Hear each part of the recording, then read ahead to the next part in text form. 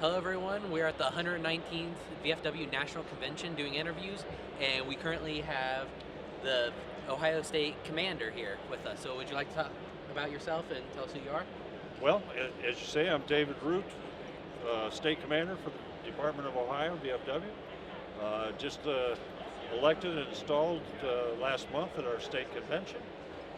Uh, Spent 3 years uh, trying to get elected, get going, got into the chairs, worked my way up, and this will be the pinnacle of the success of the department. So, where are you from exactly?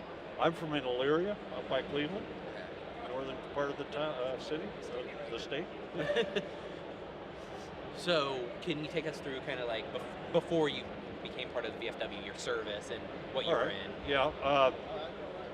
When I first got out of high school, I went to college or went to an art school for a year or so. Worked for a little bit. When I was 19, I signed up for the Navy. Went into the Navy. Actually, probably should back up and say I got married, then went into the Navy, and spent 4 years in the Navy. Was in the Airedale part of the Navy, and spent 4 years there. Made 3 cruises to Vietnam. Got out of the Navy. Had a variety of jobs. Went back to school a few times. Really didn't get into the VFW until in the 80s when I was with my son. His Boy Scout troop was sponsored by the VFW, and that's when I started getting involved with the VFW and their activities. And they came up to me one day and said, "You need to join," so I did. And I've been doing that ever since. That was up in Michigan.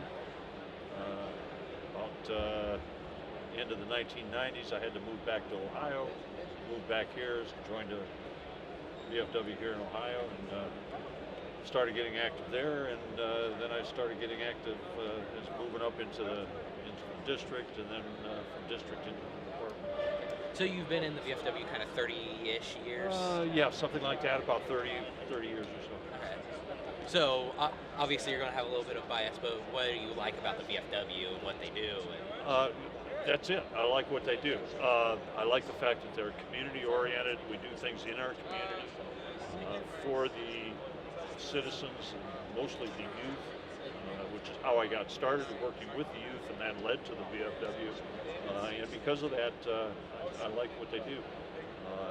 Very active in the community, as I say, but they also are very active, which I found out later, in advocating in Washington, D.C. and in our local, our state capitals for issues for veterans. And I've been very active in that for the last 10 years or so.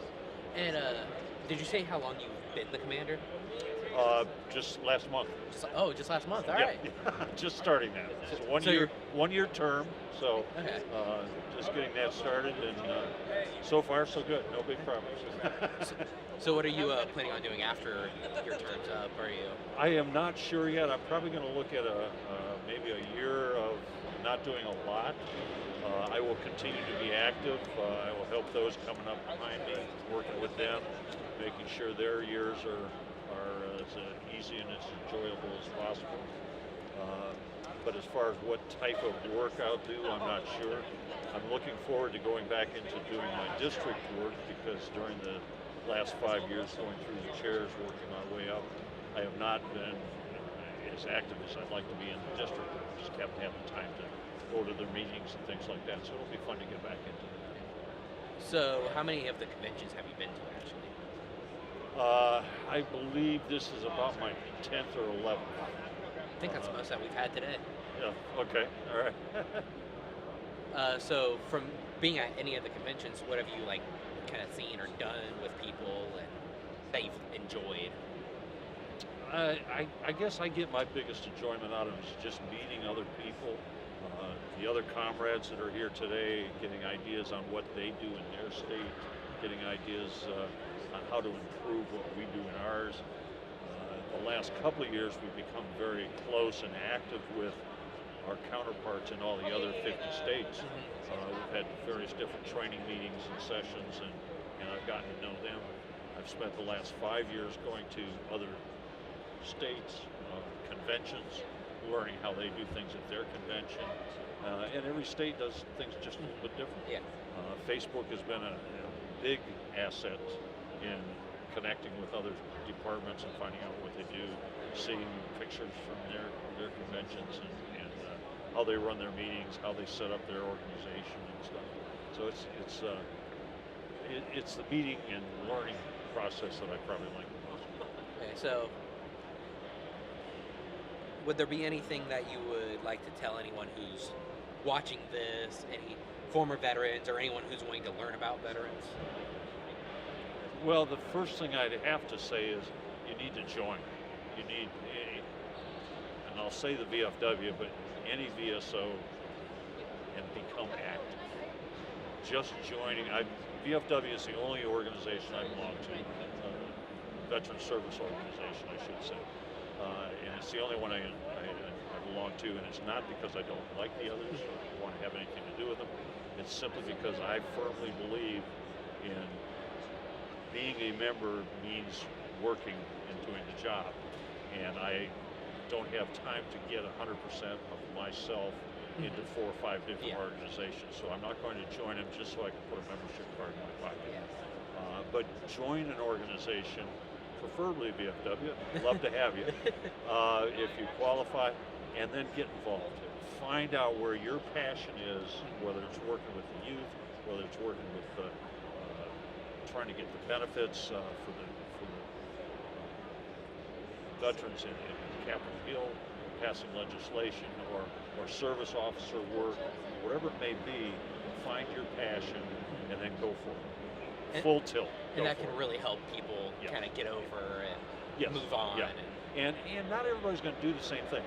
You may want to work strictly on your post level.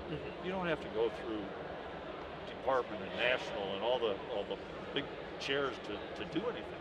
Most of the work of the VFW is done in the local post. That's the most important part.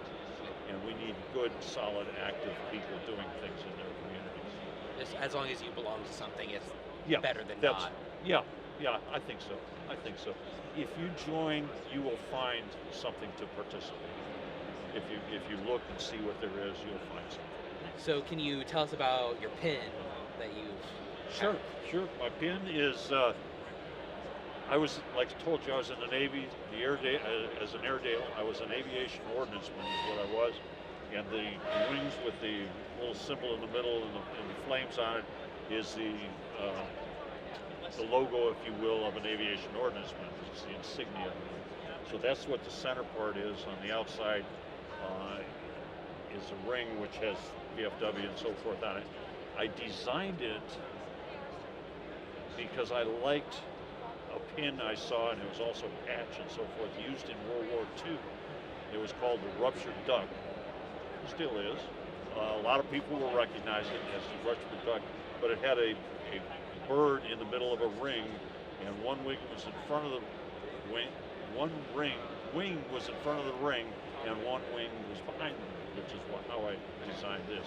And that's where I got that, was ruptured duck in World War II. Attention. That's cool. So I'd like to thank you for talking with us and I giving us thank your you. time. I appreciate your time. Thank you.